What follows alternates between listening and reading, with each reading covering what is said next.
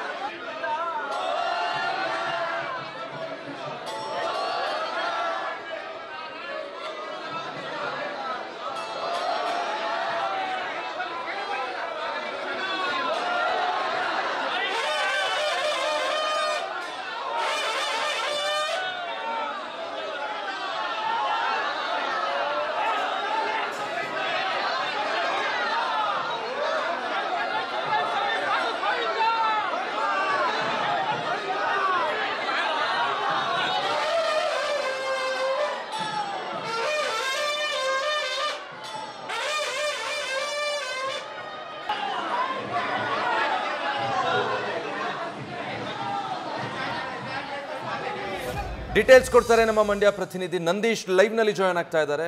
ನಂದೀಶ್, ವೈರಮುಡಿ ಉತ್ಸವ ಅಂದ್ರೆ ವಿಶ್ವವಿಖ್ಯಾತಿಯನ್ನ ಪಡೆದಿದೆ. ಇವತ್ತು ರಾತ್ರಿ ಸಲ್ಲುವಂತಹ ವೈರಮುಡಿ ಉತ್ಸವದ ಸಂಭ್ರಮ ಹೇಗಿದೆ, ಜೊತೆಗೆ ಹೇಗೆಲ್ಲ ಭದ್ರತೆ ಮಾಡಿಕೊಂಡಿದ್ದಾರೆ?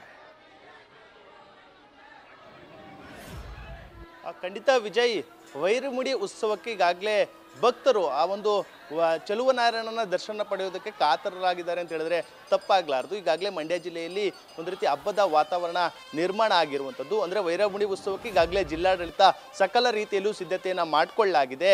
ಇನ್ನು ಚಲುವನಾರಾಯಣನಿಗೆ ಧರಿಸುವಂತಹ ವಜ್ರ ಖಚಿತ ವೈರಮುಡಿ ಮತ್ತು ಆಭರಣಗಳು ಈಗಾಗಲೇ ಮಂಡ್ಯದ ಜಿಲ್ಲಾ ಖಜಾನೆಯಿಂದ ಮೇಲುಕೋಟೆಯತ್ತ ತೆರಳಿರುವಂಥದ್ದು. ಬೆಳಿಗ್ಗೆ 7 ಗಂಟೆಗೆ ಖಜಾನೆಯನ್ನು ತೆರೆದಂತಹ ಜಿಲ್ಲಾಡಳಿತ ಅಲ್ಲಿ ಡಿಸಿ ಮತ್ತು ಎಸ್ಪಿ ಅವರ ಸಮ್ಮುಖದಲ್ಲಿ ಆ ಒಂದು ವೈರಮುಡಿ ಆಭರಣಗಳನ್ನು, ವಜ್ರ ಖಚಿತ ವೈರಮುಡಿಗಳನ್ನು ಈಗಾಗಲೇ ಏನು ಮಂಡ್ಯದ ಖಜಾನೆಯಿಂದ ಮೇಲುಕೋಟೆಗೆ ತೆಗೆದುಕೊಂಡು ಹೋಗ್ತಾ ಇರುವಂಥದ್ದು.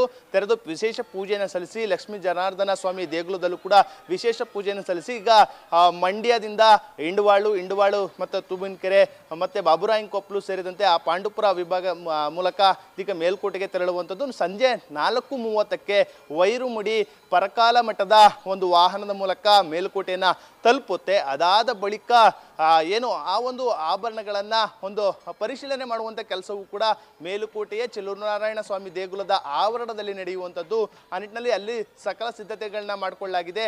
ರತ್ನ ಕಂಬಳಿಯನ್ನು ಹಾಸಿ ಅಲ್ಲಿ ವೈರಮುಡಿ ಸೇರಿದಂತೆ 13 ಆಭರಣಗಳೇನಿರುತ್ತೆ ಅವೆಲ್ಲವನ್ನು ಕೂಡ ಅಧಿಕಾರಿಗಳು, ಸ್ಥಾನಿಕರು ಮತ್ತೆ ಜಿಲ್ಲಾಡಳಿತದ ಸಮ್ಮುಖದಲ್ಲಿ ಲೆಕ್ಕಾಚಾರವನ್ನು ಮಾಡುವಂಥದ್ದು. ಲೆಕ್ಕವನ್ನು ಹಾಕಿ ಬಳಿಕ ಅದನ್ನು ದೇಗುಲದ ಸ್ಥಾನಿಕರಿಗೆ ಹಸ್ತಾಂತರ ಮಾಡುವಂತಹ ಕೆಲಸವೂ ಕೂಡ ಆಗುತ್ತೆ.